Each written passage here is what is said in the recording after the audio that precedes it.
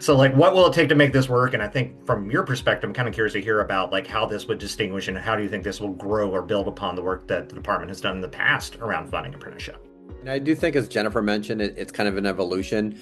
I do think when we started, the first federal appropriation was back in 2016.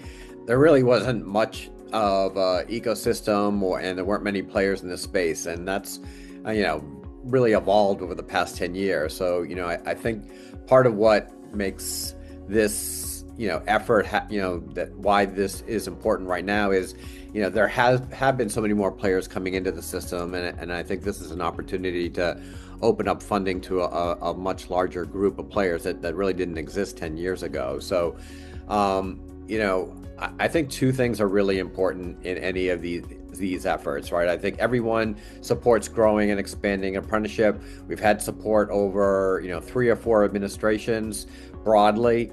What's different is the tactic and the strategy.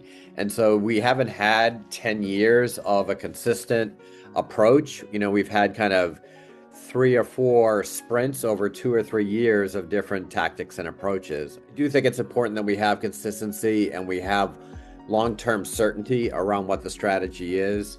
And I think it's important that it's a comprehensive approach, right? This is one piece of the puzzle. It's really trying to attack that demand side.